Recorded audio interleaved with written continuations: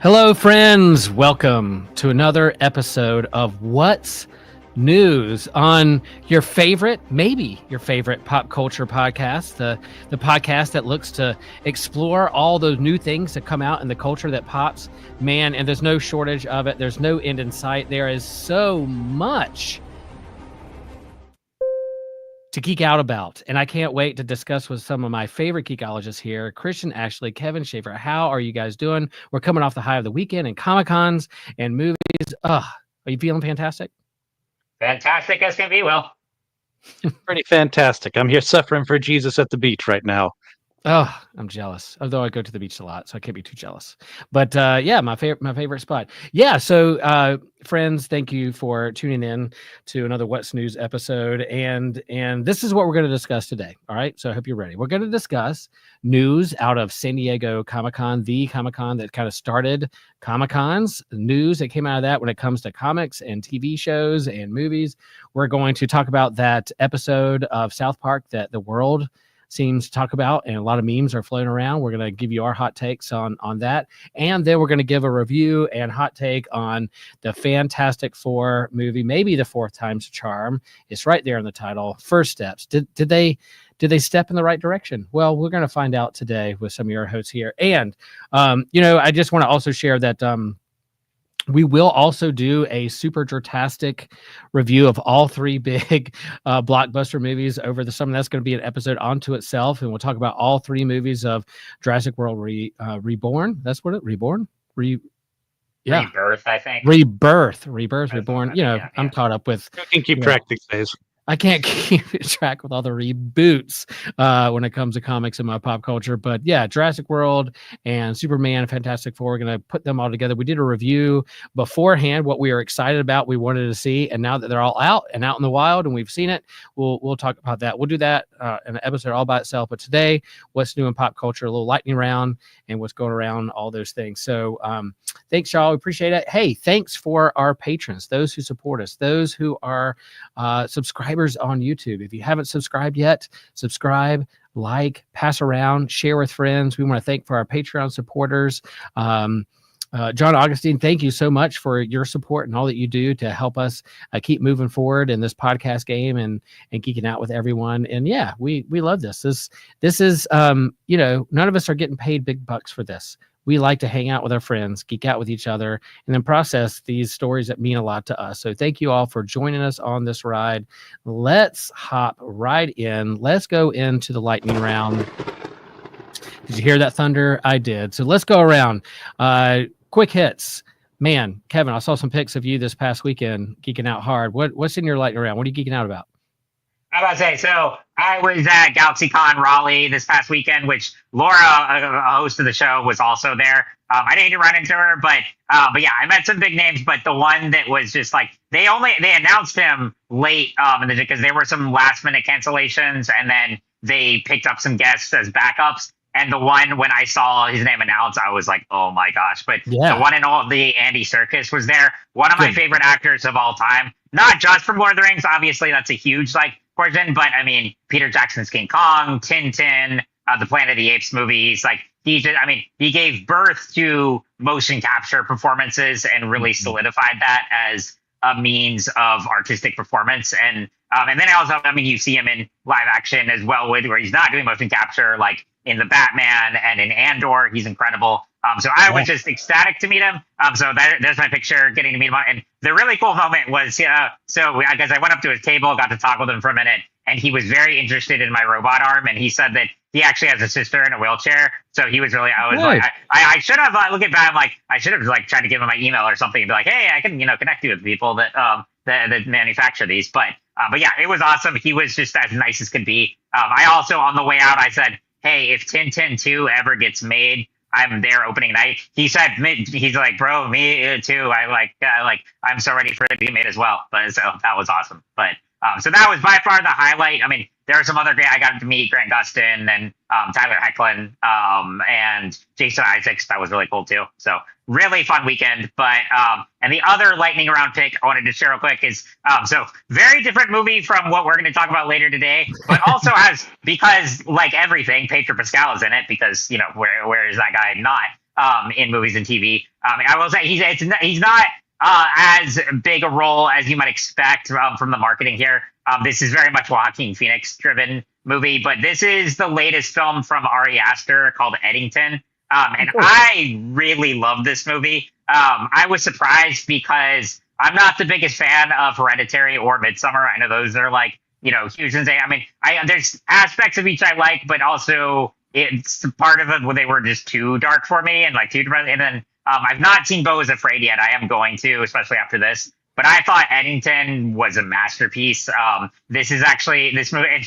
I mean, again, not a lighthearted one by any means. It is set in the days of COVID in 2020 in a small fictional town in New Mexico.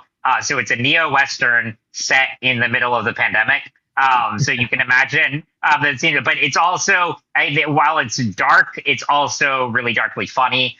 There's a lot of brilliant satire there and I listened to an interview with Ari Aster where he said the internet basically wrote this movie for him because he was trying to comment on the different conversations that were happening on, and I hesitate to even say conversations, but just like the, all of the activity on social media that was prevalent during COVID, during George Floyd, all these things, just, where people are isolated and now, ideologies are conflicting and there's misinformation. And then there's also truth like embedded in there as well. And he wasn't trying to particularly take a side in this. He was just kind of showing different points here. But he had really interesting characters. And I thought it was an incredible film. And, Joaquin Phoenix was incredible here. That one of his best performances. So highly recommend. Again, not at all a lighthearted time. So I would not go if you're in the mood for light escapism. But if you want a very engaging and exhilarating film that challenges things, and I think that it will spark conversation. This is one to see. Well, you're one of our definitely one of our hosts that's kind of the movie expert, movie buff, and your recommendations come high. So yeah, I like all the actors in this movie, so that's definitely something that speaks much. I did run in my radar this summer at all, so love it. Hey, thanks here. Who I love this. Very nice. Thanks. Thank you. You are fantastic too. Yay. There you go. Lifting our spirits. Folks, we have comments on our YouTube page. If you're listening to this on the podcast, you can hop over and watch and see the pictures and the images on YouTube. And then we have comments there too, where people chime in. We like to share them and be a part of the journey with us. Christian, what's in your lightning round? What are you excited about? Yeah, real briefly, I saw the new Thai zombie movie, Siam, being a play off of Siam. And it was very fun. It didn't reinvent the wheel in any way, shape, or form. It's basically in a world where people aren't able to gain access to food anymore because of rising temperatures and animals being killed off. The guy who becomes like the big CEO pretty much of Thailand at this point in time uses insect-based stuff, and he's trying to make this new thing that unfortunately causes people to turn into zombies. So what happens when you do that? You fight them with Muay Thai. And that's what our main character does. Realism doesn't exist in this world. It's fine. He survives way too many things he shouldn't, but it's fun. And if you can hear joyful laughter in the background, that's my lovely niece, Malin. Yay. Yeah. Children's laughter, kids' laughter is the best. That's the best medicine. Cool. Well, I'll chime in. Oh, you got another one? Christian? Once again, the new Ultraman series, Ultraman Omega, is releasing on these. If you can always watch it for free with subtitles, because they're not dubbing this one just yet, on the Subaraya Productions YouTube page. It's a new fun play on it. They're making it where Ultra isn't really inhabiting a human body this time around. So it's him kind of learning what humans are like, and it's a lot of good fun. So yeah, we like Ultraman. One of the original heroes out there. We have an episode on that way back when too. Oh, and I'll share mine. Mine's The Bear. I'm a fan of this show. I am season 4 is happening right now. It's all out there. I have one episode left. I have the finale, the season finale to do as of today recording. So man, that's gonna be tonight. I can't wait to see how this wraps up. But I adore the show. It, again, like Kevin, if you want like a really feel good, you're gonna feel great about yourself at the end of an episode. It's not necessarily man, I don't know how to describe in terms of complicated family systems and relationships, and it gets tense. There's a lot of yelling. There's a lot of cussing that can happen in restaurants and kitchens. But like, you don't necessarily have to be a soccer fan to enjoy Ted Lasso because you just love the characters. And that's just the means and the tool by which they deliver these dynamics that happens in these relationships. The same way with The Bear. It's about cooking, it's about restaurants, but it's more than that because that's just the tool that helped reveal deep issues and characteristics of the characters in this show. And I absolutely adore it. I will say that season 4, episode 3 is one of the most beautiful episodes of TV I've ever watched in terms of how it's edited, how it's cut, the music that's played, the dynamics, what you experience at the end.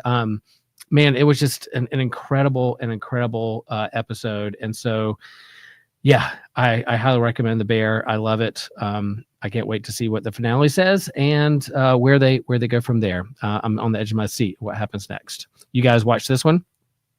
It's on my list. So this is actually the first year where I've actually watched most of the Emmy nominations. That was good because I watched White Lotus, Severance, Last of Us. I'm watching The Pit right now.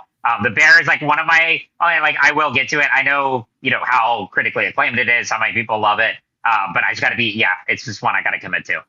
I guess there's a larger discussion why it's categorized as like a comedy because it's not necessarily comedy. There's some dark humor in it, different things, and I guess there's a reason why they put it in this category and genre, to round out the categories and genres. I haven't really explored why they label it a comedy, but it's definitely a drama, and there's a lot going on with each and every character, and there's character growth within that as you go on each season. So if for some reason you're like, man, it's so intense, you're in the first season, they're like, it's just a bunch of people yelling at each other, yelling F-bombs each other in a kitchen. Why would I hang out and do this? There's more growth and it evolves as the seasons go on. So hang in there, keep it going. But I also understand if you're like, I have too much of that in my daily life or my family systems or relationships, I don't need it in my TV. I understand that as well. All right, let's move on to other topics.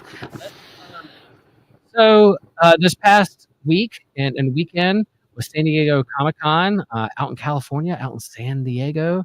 And this is the Comic-Con that started it all. Whatever local Comic-Con or big Comic-Con you go to in your local town around the United States or around the world, San Diego was one of the original ones that was mainly revolved around comic books and sci-fi. Eventually, when it became cool to like comic books and comic book movies and pop culture and sci-fi and nerds and geeks became a money-making machine, Hollywood and TV came in, and I know I don't want to be too strong words of appropriated, but they muscled their way in because they know of how big this Comic-Con is and what it can do if you're going to promote a movie or a comic or an idea or a TV show. And so Hall H is one of the big places where they have panels that talk about what's coming up next or what happened. And, I think now, you guys correct me if I'm wrong, but I think because Disney and other places have their own, and Star Wars have their own conventions, they don't have as big a presence as they used to. Maybe at San Diego Comic-Con, they want to save the big news and the big breaking news for their own convention, for their own, kind of place where they hang out and nerd out and share those things. But still, Comic-Con still has the place where the best in the business when it comes to pop culture, comics, sci-fi go to table and to meet fans and to promote their work that has been and coming up. And it's also where they have the Eisners, which is like the Oscars and the Emmys for those in the comic book business. So we're going to talk about some news that came out of that. First of all, where do you guys want to start? Do you start with comics? Do you start with TV, movies, or what's something that excited you that came out of San Diego Comic-Con that you were like, oh, I can't wait for that? So this was a unique one this year that wasn't necessarily really related to any particular media. Well, kind of, but it was George Lucas's first ever appearance at San Diego Comic-Con, and he was there to promote his upcoming art museum. So I thought that was fascinating. And he was joined by Guillermo del Toro and several others. And I mean, I don't know if I'll ever make it out to that, but that was just really cool to see, to think that someone, the creator of Star Wars had never been to Comic-Con. I can only imagine being there this year, especially in a year where Marvel wasn't there at Hall H like they usually have, because they had Fantastic Four come out this weekend, and they took a step back a little bit. DC, there was some news, but not like a huge amount. So it was a different kind of atmosphere, it seemed like. But to have George Lucas there, I thought that was incredible. Yeah. Now, isn't there like, didn't at some point when Star Wars was just trying to get up and going, wasn't there some kind of push there back in the early 70s of like pitching this idea of Star Wars? I think it might be a legend. I do know that, like, because I think Mark Hamill was going to, like, before he was famous, like, was going when the first one was just being promoted, was going to like smaller conventions like that. Because my creative writing professor from college is a like pretty established science fiction author, and he was at a convention back then, and he said Mark Hamill and Gary Kurtz were there. So there were people like from before it was this pop culture juggernaut. They were there promoting it, even at smaller, more literary conventions. Because, like you said, Comic Cons were so different at that time than they are now. But yeah, San Diego though he had never, George Lucas never been, so that was really cool. So I've been to North Carolina Comic Con, some Comic Cons up and down the East Coast, but I would love to go to San Diego Comic Con at some point. Yeah. And it's on my bucket list of places to experience. Yeah. I think it would just be, I mean, just to be in that atmosphere and everything would be incredible. But yeah, that was one of the really cool moments. And then some others before I do want to talk about the Peacemaker trailer, but some other news there. So they did, I think, dropped like an image from the upcoming Avatar Last Airbender the next animated series that will be set after Korra. That looks amazing. Looks like Seven Havens. It looks amazing. So they did talk about that. Very excited for that. I think we'll definitely be talking about that on this show when that premieres, and because it'll be a big year for Avatar fans, because we've got that along with the movie late in, I think it's like fall of next year. That's also animated, and it's a feature length that'll be in theaters, and I believe that one focuses on like Aang and Zuko as adults, set in that era. So be really excited time for Last Airbender fans. That was really cool. Some of the comic news I saw, like the Ultimate Universe will be ending, which like kind of sad to see it go, but also I'm glad they're not going to stretch it out forever. I think if they have a good plan in motion, I'm really excited to see where it all culminates. Yeah, let's pause there a minute because I Christian share Ultimate Spider-Man has been one of your favorite Spider-Man books as a Spider-Man fan, and they're going to end it with number 24. I literally just bought the second volume earlier today at this new comic shop that just opened in Myrtle Beach. So I was looking forward to having more, but it looks like is it actually ending, or is this just like the Hickman reign is ending and someone else is going to do something after we deal with the maker? Like, it's all over the place. It's making them way too much money for them to quit, is my opinion. Yeah, because this is consistently outselling Spider-Man, which is the reason why the Spider Office does what it does, because they can do whatever and people will buy it. So I reward good comics by buying them.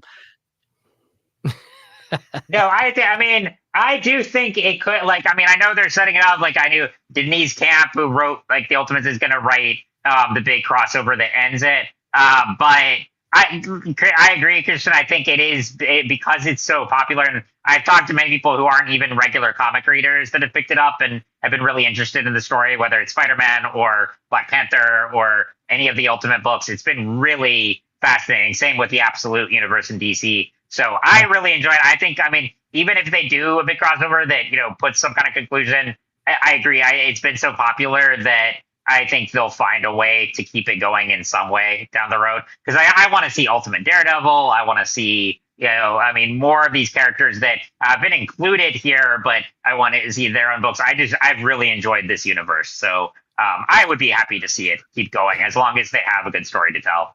And what they announced was this Ultimate Endgame, which is a 5-issue limited series that's going to kind of be the culmination of the Ultimate Universe and Marvel Ultimate Universe they've had so far, and where the Maker is coming back. And again, for those who don't know, the Maker is an evil version of Reed Richards. You can imagine like the smartest man in the world or the universe or whatever becomes a villain and uses that mind and power for nefarious reasons or ways. It could be really, really scary. And so he is, I think, a great villain. And I think when they turned him into a villain way back in the first original version of the Ultimate Universe, I didn't know, or maybe I don't know if they could have predicted or known that he would have really stuck.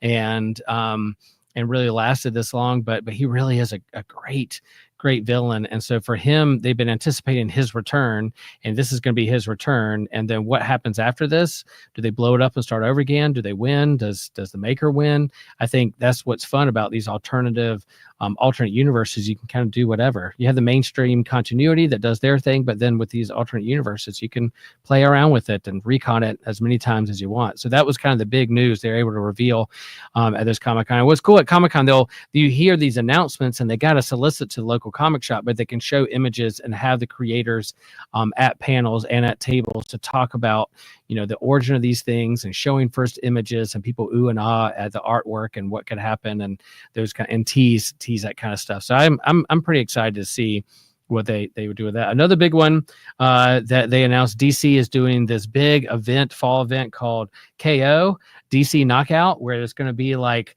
Squid Game meets Mortal Kombat meets DC characters, and they're gonna have this massive tournament to see who gets to fight. I think is Omega King, Omega Prime, or whatever Apocalypse became in terms of Omega. When it comes to this kind of all-in absolute universe, all those things just kind of converging on this one big kind of tournament. Where who doesn't like to see like Street Fighter level heroes battling against each other, see who wins at the end?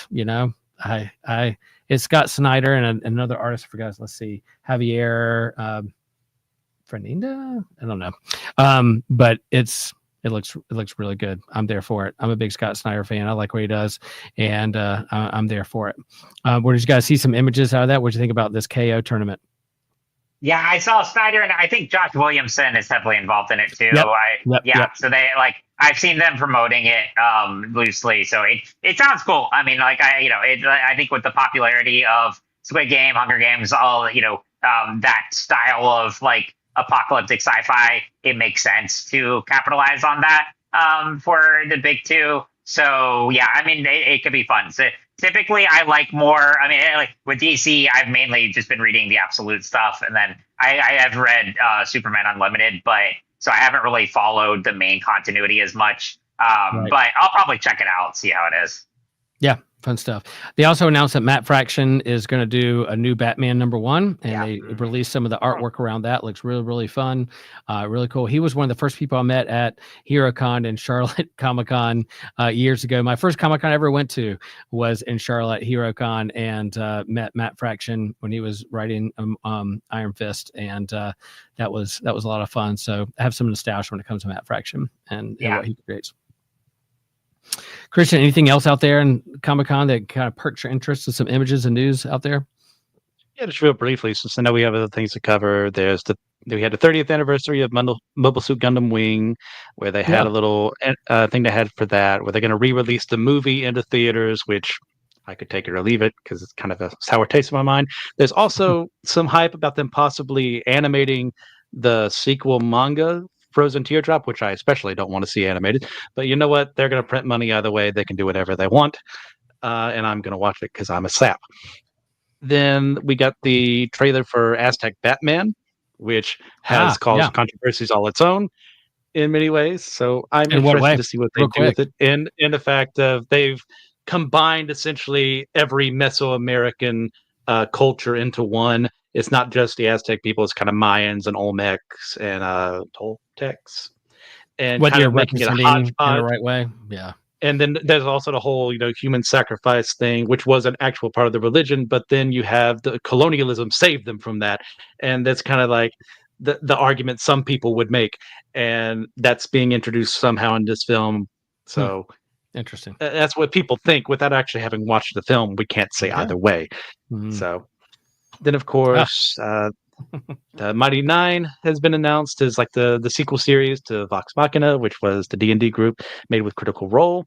And we got our first images from Maul Shadowlord in Ahsoka Season 2. And I think without going any further, that's where I'm at. Yeah. I know. And they did some, Darth Maul, Shadowland, Ahsoka Season 2. And then there's a Percy Jackson Season 2 trailer they dropped. And then Rick and Morty is spinning off. President Curtis is getting his own kind of spin-off from Rick and Morty, which I'm a Rick and Morty fan. I find it clever. And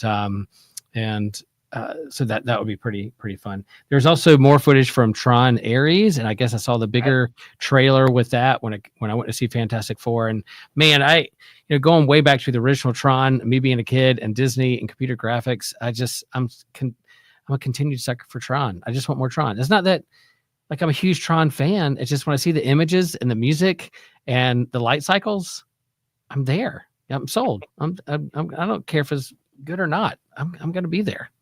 That's one like I don't even have any real attachment to, but but I'm really looking forward to that one as well. It looks a ton of fun, and just effects wise, like, and then Predator as well. They've got I think that's they announced something about with Schwarzenegger in it, so that'll be really cool as well. Yeah, but yeah.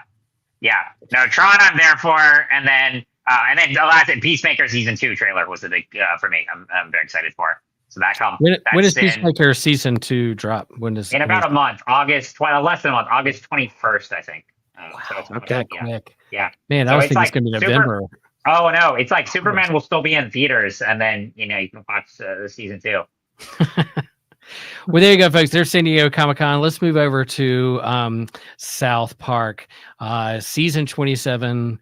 Episode 1, Sermon on the Mount. And if you're watching this on YouTube, there is Jesus talking to the crowd, talking through his teeth, trying to tell them to chill the F out while they're sitting on the Mount, Sermon on the Mount. So I heard about, the new season, the hype and the deals being made and the controversy around Paramount and Colbert and Trump and people being sued and payouts, and South Park got $1 billion contract. And then like a week later, they dropped them. They massively troll the big boss of trolls in their episode 20, season 27, episode 1. And I'm not a big South Park watcher. I'll watch every now and then. I know its cultural significance, and I do find their humor is pretty much right up the alley with my own humor, for better or worse. And so I was like, man, I got to watch this. So I was at my mom's,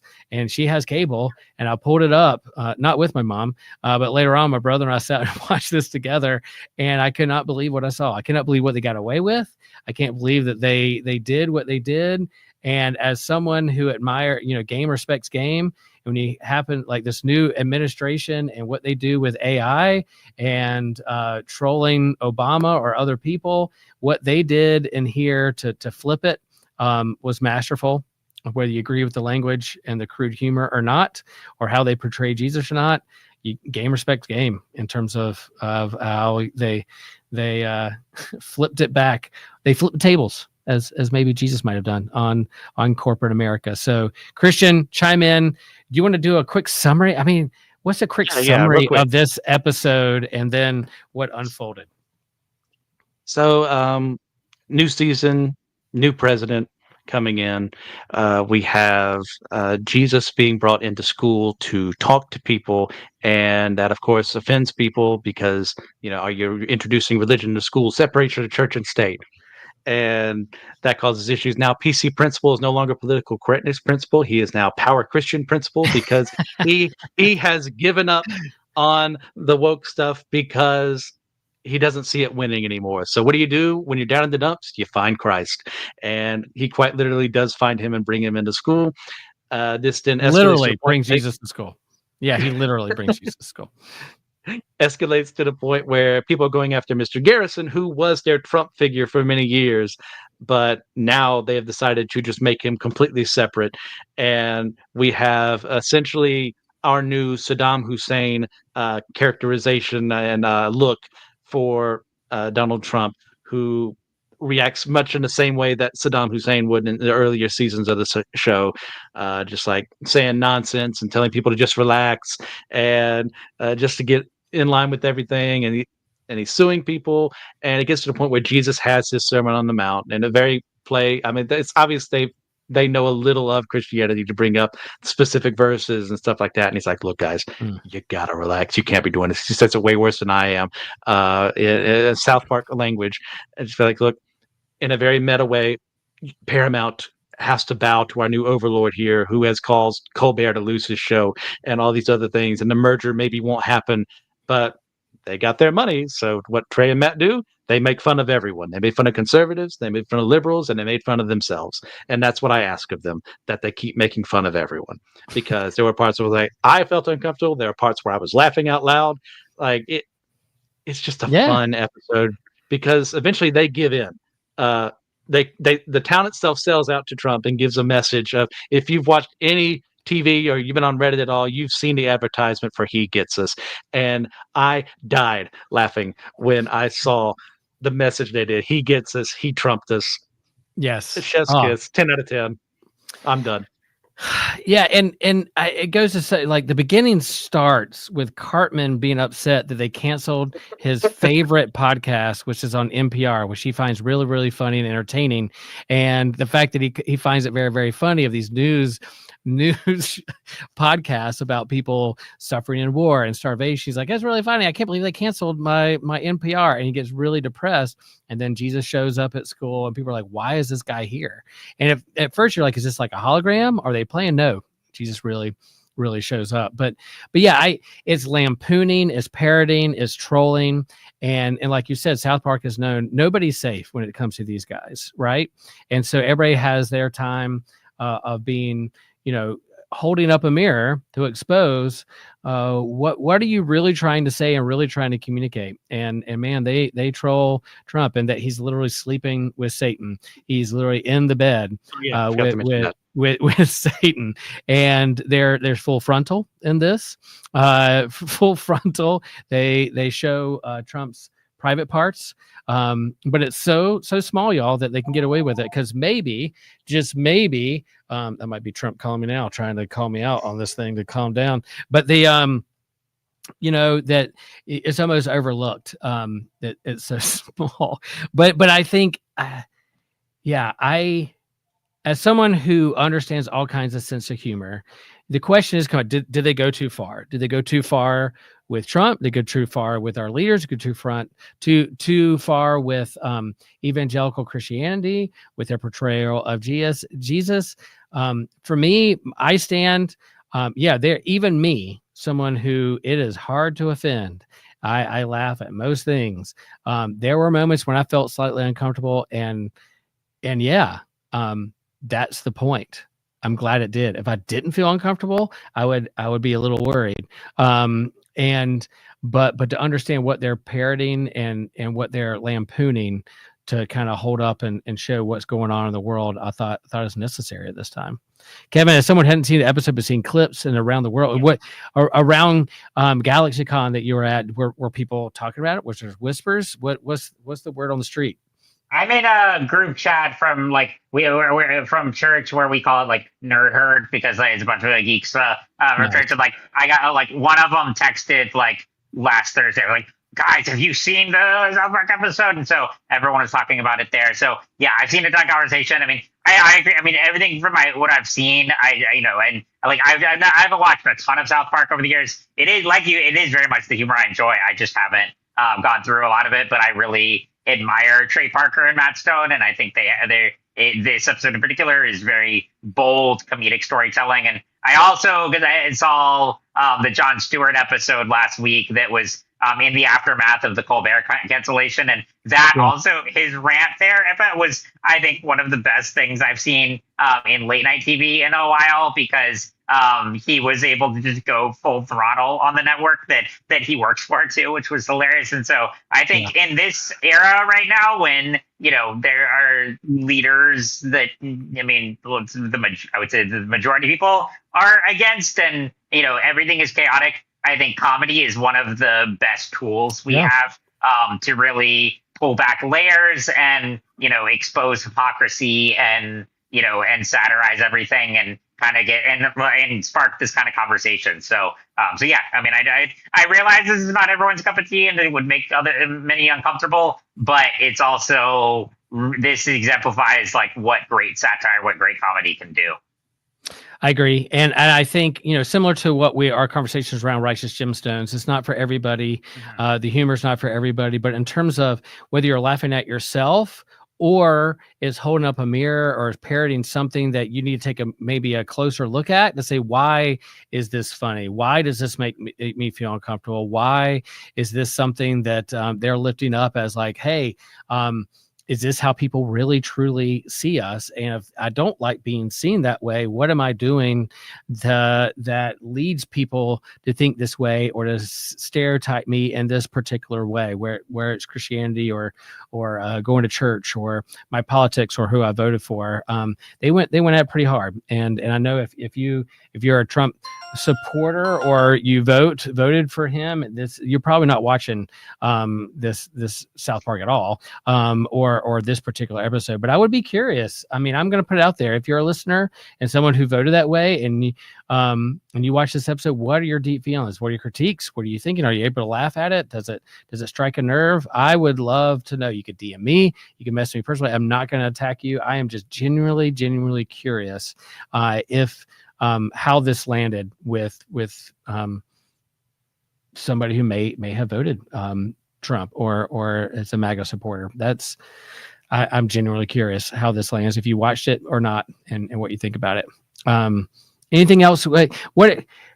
This isn't something I'm going to show at youth group, but this may be something that in terms of a small group of friends that I really trust to watch with and say, what did you think? What did you find was funny? What did you think was off-putting? What do you think this says about our nation and where we're at in our world today? And in an age of polarization, where it seems like it's just keeping getting leveled up. Is there a breaking point? Is there a time of going too far? What do you guys think? Can you rephrase the question? I'm sorry.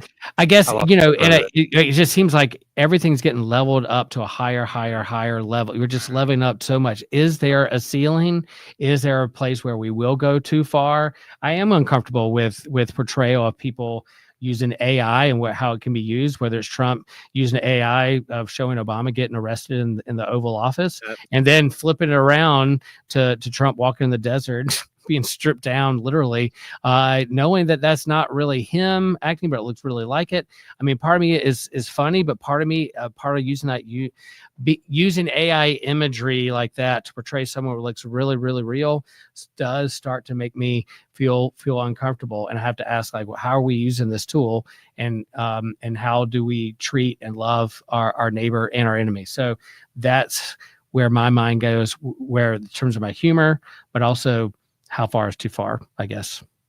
And it's not necessarily a rhetorical question. It's not necessarily there's an easy answer after this. I'm just proposing it and throwing it out there because I think it's important to ask with shows like fair is fair. If you're going to retreat as the president of the United States, an AI generated image of Biden being captured in the back of a truck, and then this happens, you don't have the right to say you can't do that. You would have the right to say no to that if you hadn't have done it. That doesn't mean you get to bully people. That doesn't mean that you can bring people down. But like, look, fair is fair. And as the token conservative of the show, as Joe and I were joking about the other day, none of this offends me in that manner. But the idea of using AI to do something like this does offend me to an extent. But once again, fair is fair. I hate to say it. You did it. It can be used against you too. When you're making regulations against this or for it, just because you like what it did when you were going against someone else, you don't get to whine and complain when it's used against you. Like, that's just how things work. That's a good response. I like that, Chris. Yeah, it's one point like you get to a point and you're like, gloves are off. You drew a line on the sand, you crossed it. Where do I do it? And I guess part of me at some point, in terms of the authentic Jesus of how do we find a third way to find peace of loving and taking care of neighbor has to be entered into the conversation. What I found super funny about this that I really connected with is him on the mount and talking to the people, and he's talking through his teeth and telling people to really calm down. And then he's handing them bread and going, just eat the bread. Just eat the bread, folks. All I want you to do is just eat. I'm feeding you. Eat the breads. Shut up. Let me talk to you about what's really going on. And I gotta be honest. When I was serving communion this past week, I was just like, all right, folks, just eat the bread. Just eat the bread. It's that simple. Just eat the bread. It was going through the back of my mind, unspoken, but that was being out there. Unspoken. Kevin, anything else to chime in there? I mean, I have a whole episode on just like uses of AI and what I think about there. I know that's a whole conversation, but Mm-hmm. I take your point about just like as far as holding a mirror to everything. I mean, if you look at the White House official like social media page right now, it's Yeah. just a mess of memes and all that stuff. So I mean, yeah, And they name it. like They Christian name it in said, this episode. yes, like When Trump yeah, is in bed with Satan and he's like, "Hey, are you in the mood?" He goes, "Not right now. You're too busy with all your memes and yep. trolling people out there." And it's just like I Mhm. can't help but giggle and laugh at it. It's like, yeah, that's basically what's going on. So Right, not it's wrong at holding a all. mirror to it. So I have no problem with that. But yeah, when it comes to like AI use, that's a whole conversation I have of just how it's used in society today. But holding a mirror to just how absurd things are, yeah, I mean, I think that's what good comedy and satire is all about. Cool. All right, let's go to something a little bit more uplifting, more people we can get on the same page with. Maybe perhaps a movie that talks about a little bit more wholesome, wholesome things that you could take the whole family to. When I went to go see Fantastic Four, I saw older adults, retirees, middle-aged people like myself, 20-year-olds, my daughter, and little kids between like 5 and 10 years old. We're all at this movie Fantastic Four. And here we go. Yes, super jertastic. We've completed the 3. It's out there in the wild. All right. Let me just say that I really liked this movie a lot. I thought it was solid. As someone who's familiar with the comics and this first family of Marvel, I think it was a super solid movie. Now, one thing when I came out of the movie, I wouldn't say that I was like so blown away that I was just amazed and blown away by it, because I am really familiar with this story and these people, and they didn't do necessarily anything new in terms of plot, but in terms of the look, the aesthetic, this kind of like retro futuristic world that's right out of like a world Disney Tomorrowland of an episode of the Jetsons meets MCU kind of thing. I could watch this movie and couldn't take my eyes off of this movie the entire time. I love the look. I love the feel. I thought they captured the characters perfectly. The look of Galactus, Silver Surfer, man, her surfing on lava. I was like, whoa, someone's who's a surfer must have. They must have used a real surfer to consult like what it looks like to ride a surfboard. So I thought it was super cool, super fun. I really like this movie.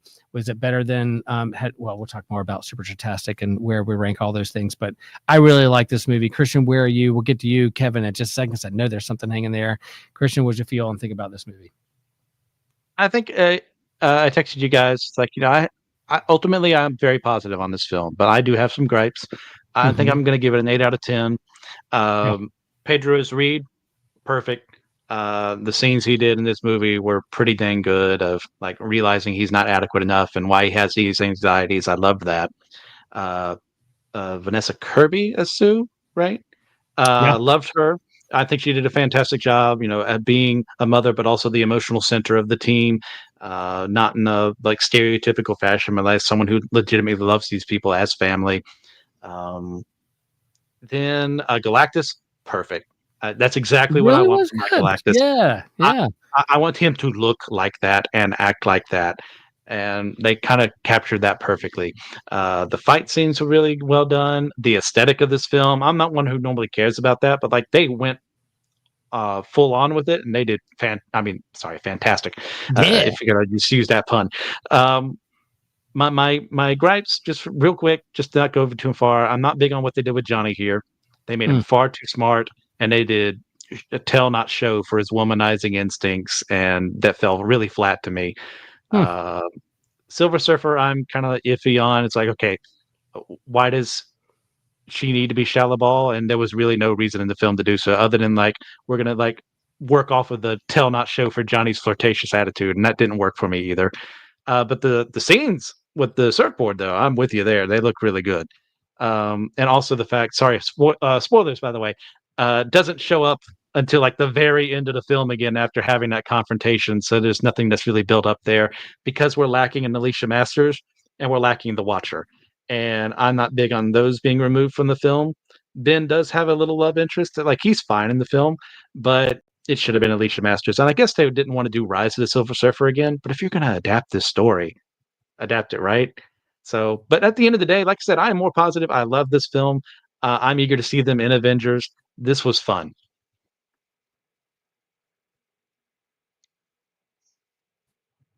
Wait, Will, you there? Oh, Will's frozen. Okay. I'll give my Yeah, go ahead, thoughts but yeah. So I'll start with the things I liked. I mean, no question, the casting I thought was great here. Everyone just really, this was these characters brought to life. I love Pedro, love Vanessa Kirby, Joseph Quinn from Stranger Things, Eba and Moss, Back Rock, I think is how you say it, from The Bear. All of them were great. I love the aesthetic and the production design, especially. Like you guys said, it really captured the 1960s feel and that Jetson sci-fi element. So all of that was great. No doubt that they captured the spirit of these characters and the comic really well. But I have to say, as a movie as a whole, I felt very underwhelmed. I thought it was a very lackluster script to begin with, where it lacked any real tension. For especially, I mean, I know the comparison probably gets old, but I'm going to do it anyway because The Incredibles is still the best Fantastic Four movie and will always be. But I mean, just when I think about that movie versus this one, that movie has depth, it has characterization, it has drama. You have this dysfunctional family navigating a world. In that case, they're in a world where superheroes are now outlawed and Mr. Incredible is struggling to let go of his past, but then a new threat arises. And there's so much tension and so much intrigue here in that movie. And in here, it just felt like all of that was missing. I mean, I know, yes, like they become parents here in the movie while this big threat comes to their world, but at no point did I feel like there were any genuine stakes. Like, they weren't going to be fine. I mean, they don't really deal with the family dynamics that much, and other than they had the family dinner scene, which was cool. But again, they're all kind of just happy-go-lucky there. There's not as much tension there in the and so that was lacking. Sorry, Will. I'm just and I mean, and I thought they could have done so much more with the parenthood aspect of like, okay, what is it going to be like for them to become parents while this big threat comes to them, and that never really solidified. It just like everything was pretty much like always going to work out, in every scene. There was never really a big drop. The other thing from a visual standpoint, like I said, I love the production design and the aesthetic. And this may sound nitpicky, but I don't think it really is. This is after, like, I love the first 5 minutes of the movie. And then after that, one of the things that it struck me, and as soon as I started thinking about it, I couldn't stop, is, so I know this is a lot of movies today, but it was particularly noticeable here, where there's about 1,000 shots a minute. And by that, I mean, the camera is constantly cutting back and forth unnecessarily. So if they're just in a scene where they're talking, the camera has to cut back and forth every time a character is speaking, and it doesn't give you any room to breathe. That, to me, was very reflective of the film's pacing, and it was rushed. It really fell flat for me there. So, yeah, when I think about it all, and again, by the end of it, it was just like, okay, they didn't, like, I didn't feel like there was any real arc for them. They start off in the movie when, okay, Reed and Sue find out they're pregnant. I was like, okay, that's a great, segue here. What are they going to do there? And then there's never, and, there's not a lot of scenes where they are really reflecting on, oh, we're parents now. We're dealing with this. Obviously they have to, when Galactus comes, they have to deal with the element of, do they sacrifice Franklin in order to save the world? But they find a workaround around that. It just felt this movie felt like, because Doomsday is going to put so much chaos and be, I think, very much more in line with Infinity War for all of the heroes, it felt like this movie was like, okay, let's have a little light, fun, adventure before that. And that's fine, but you still have to have drama and tension and stakes, and I felt all of that was lacking here. So it just felt way too safe. I was just, I mean, I hate to say it, how underwhelmed I was, especially because there were elements that really worked and really shined. But the movie as a whole, I was just kind of like, that was it. Huh. Interesting. Yeah, I can see that. There was parts of me that felt like it was a setup. for Doomsday. We got to introduce this family and give you a quick best hits of Fantastic Four and let you know who they are, where they come from, and their nature and their character, so that they can make a big difference in Doomsday. For me, I guess the base going in kind of optimistic and hopeful and loving these actors. It was short. I was like, man, this is less than 2 hours. I was thinking there was going to be another big reveal that it just kind of, they got rid of Galactus pretty quick. And I'm like, okay, is there something else? There's another surprise coming. It just didn't happen. But for me, I felt like finally, similar to the Superman movie, that this was a comic book movie that wasn't embarrassed of its source material and embarrassed of the comics. They're like, we're going to lean in hard to what the comics actually do, whether it's the Mole Man, or whether it's Galactus, or whether it's Silver Surfer. We're gonna like not be embarrassed to what it is, which is a comic book movie. And I felt like Superman did a similar thing.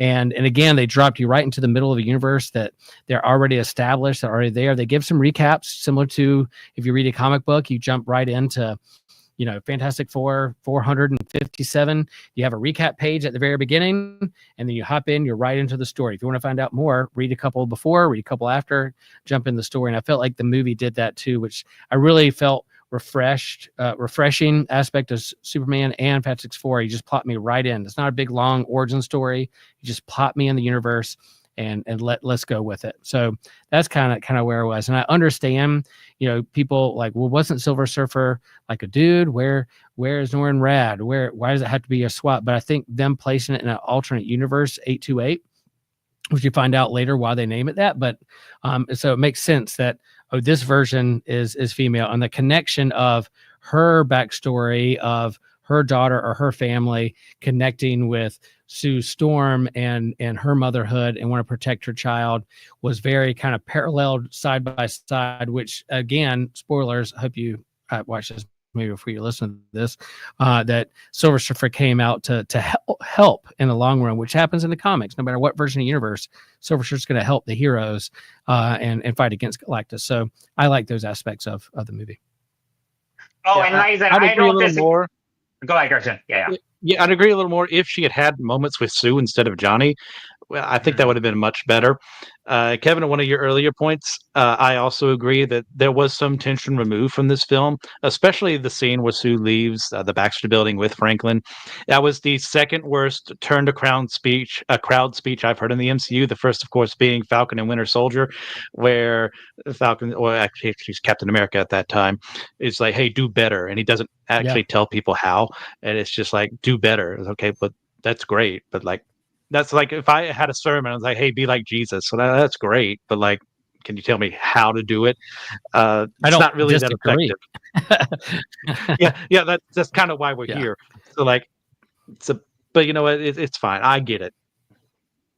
I also, this is my spoiler alert here, but the one that really got me, that made me cringe, was the fake death scene at the end with Sue, where I was just like, you got to be kidding me. Because, like, again, that felt like their, like, half-baked attempts to add tension in there. Like, we didn't know she wasn't going to be healed by Franklin in that moment, And it just, like, despite Pedro Pascal and Vanessa Kirby giving great performances there, that was just like, come on. We've seen this, particularly in the MCU, a million times, and it was not earned there at all. I think that was more for regular moviegoers who don't know who Franklin Richards is. But yeah, I agree. I saw it coming from a mile away. Yeah. And the other thing I would say that's underbaked is the Doom and Latveria side of things. Because of course that is the post-credit scene after, well, the first one, where he shows up, and because we have to tip people off about who it is, we have the mask off of his face, and it's poorly done there. But there's like one scene we see that the Latvian spokesperson or ambassador isn't there, and that's it. Like, couldn't you have had a scene where like they didn't have enough resources, and maybe like out of nowhere supplies from Latveria come? That way, Doom is interested. It explains why he doesn't show up to help them or go after Galactus, because he lives on the world too. So you'd think he'd be interested in doing something. But you know what? It's an imperfect film, but I'm still giving this an 8 out of 10 because I really enjoyed it. Sure. And I will say I'll push back a little bit on the death scene because it was 828. because this is in a different universe, I kept thinking, wow, like they could do anything they want here because it's not MCU proper. It's not, 616. They could kill off a character. They could take away this baby. He could get sucked out into the portal with Galactus and they're grieving the loss of their baby. Sue could die in this universe, and then they get in the universe and they're missing their own Sue Storm from this particular universe. So for me, I was on the edge of my seat, like, are they going to do this? Are they really going to do this? I can't believe they're doing this. And then like, okay, they're brought back. That makes complete sense because of where he is. And my daughter, who doesn't know this, know the Fantastic Four really a lot at all, she was out there. She's like, what are they going to do? Are they going to kill that baby? Are they going to kill that mom? She was touched and even had like a little tear at the end. Like, I can't believe she did this for her family and is going to die. So watching through her eyes was a little different for me. And I'll say that, like on the way into the movie, them asking for like, do I need to know anything? I gave them a little bit of a backdrop. Like, look, this was the first real hit for Marvel Comics with Jack Kirby and Stan Lee, and so they're the first family of comics, and so that's why they call it First Step. So I had some coaching there that its place in like comic book history and what they tried to do with this movie for 3 times, and then finally now they're trying to get them off and going into MCU proper. A little bit of coaching there, but as a standalone, they were able to understand the story, their powers, and what's going on, and felt like I liked it. Christian. Real quick, I would have also appreciated if Galactus had actually called Franklin a mutant as well as talked about the power cosmic, but my family's about to rebel on me because we need dinner. So I'm going to have to leave this conversation. My recommendation is a South Park episode. Love you guys. I will see you later. Thanks, Christian. Thanks, Christian. Take care, dude. You. Yeah, I mean, that's where Kevin, I like that. We have lots of hosts and lots of perspectives on the show that we can say like, this is what landed well, this is what didn't. And for me, I guess I kind of went in with a super drastic, hey, this summer is going to be great with movies, and some I have favorites more than others, but I'll reveal how I rank these on that episode coming up soon. Sure. But I will say that like our whole family was like, yeah, we liked as a whole Superman better. And we had a lot more fun, but this was a solid movie that we enjoyed. A nice setup, a nice addition to the MCU, and where they take it further with this family is a great addition to how they move forward in the grand universe of things. And like you said too, I definitely see a lot. It was interesting, the parallels between this and Superman, particularly in the setup. Throwing you right into a universe, like not doing the origin. I loved all of that. But yeah, I just think, Thunderbolts was easily my favorite MCU movie this year, and my favorite in a while too. I mean, I've seen every MCU movie in theaters. I've been a loyal fan a long time, and I've seen all the ups and downs. But in Thunderbolts, I think I really liked the emotional crux to it. The cast, the story, it just all came together really well. This one, yeah, I just thought, I don't know, it was lacking a lot there. And again, visually, that was really what bothered me, was the great aspects of the aesthetic and the tone juxtaposed with what I thought was really poor camera work and editing. So that's where I wasn't as like glued to the screen the whole time. I was like, oh, this is kind of disorienting here in terms of how the action plays out. But yeah, I mean, again, there's definitely, and also the best part of the movie is the Jack Kirby tribute at the end. It's taken 30 something movies for them to really give Kirby the praise deserved. So I was very happy about that. Yeah, I agree. They named this the Earth 828 and the multiverse of Earths, and that's because it's Jack's birthday. August 28th is Jack Kirby's birthday.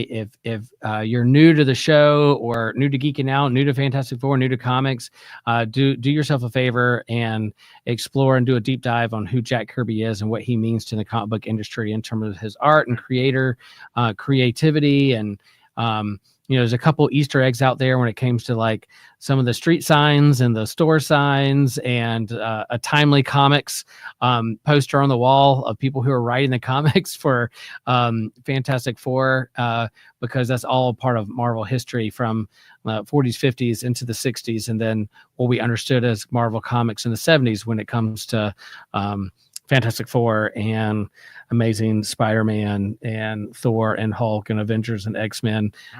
Stan and Kirby were all part of that. So it's cool that they named it that and gave a tribute to him. And really, the character of Ben Grimm, the Thing, is patterned after Jack Kirby in terms of growing up in the Bronx and a thick accent and being kind of a brawler and have a cigar hanging out of his mouth and, you know, feeling like he's a fish out of water as someone who's Jewish in the Bronx in the times of the Depression and growing up and post World War II, all those things. I really identified with that character, and it shows in here. So I really enjoyed the movie. I understand some of the nitpicks that people have or where things didn't land quite right. It did feel awfully short. It did seem like, oh, we're going to just set up this team and they're going to introduce this team to those who don't understand they are. And then we're going to really use them and really amp it up and the Avengers Doomsday. And I will say that I'm kind of tired of it. I want to see set up and end credit scenes, but I want them to focus on just like one movie, not just a constant setup to the next big event or thing, which I think comics does often too. That often I get fatigued with just telling a story. And I did feel like this had a coherent story. It wasn't choppy. The story held together a little better than. It doesn't seem like there are too many rewrites or too many cooks in the kitchen when it comes to presenting the story. I thought that the plot flowed a little bit better than other That's what I liked about Thunderbolts as well. Yeah.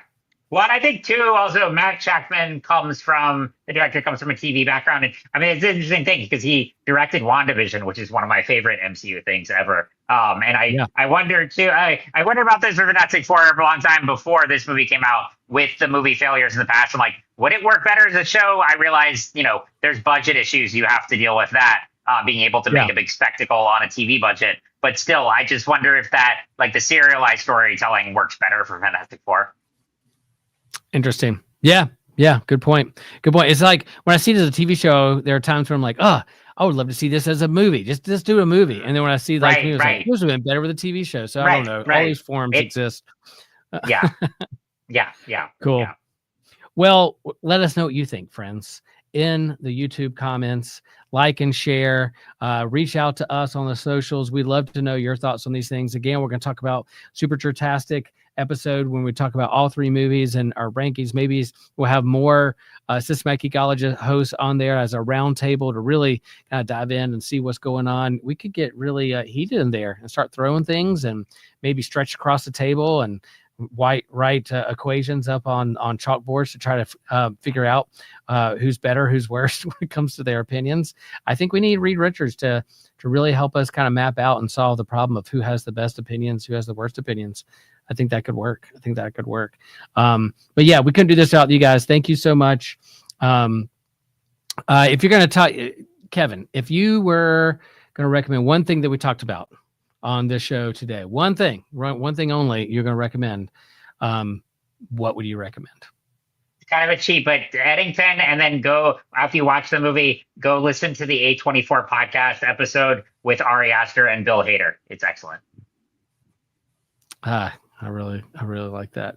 Yeah, for me, I would say, wherever you are in the political religious spectrum, I think watching the South Park episode and with an open mind and to say, what are they critiquing? What are they going after? What has gone on in the world that has brought us to this point in history of comedy, parody, politics, religion, all those things swirling? I think there's the case study. I think some history teacher is going to get in a class and really pick apart and dissect why the world has brought us to the point where South Park feels like it has to do an episode of that, just from a study point of view. And if you have good sense of humor, you might laugh a little bit too. So I recommend that as well. And I'm gonna cheat too and say, go see Fantastic Four. I just, a marvel at the aesthetic and what they put together in terms of set pieces. I was like, man, they spent a lot of money on how to create this world. Budget. Yeah. God, huge budget. Thanks, y'all. We love you. We appreciate it. We're going to just start rolling out here, and there'll be more episodes coming up. Kevin, I'm going to let you do the sound off. whatever you want to do. You don't have to do the long one. You could do the other one. You could do voice of precious. You could do whatever you want. Hey, be fantastic to each other, and we will see you next time.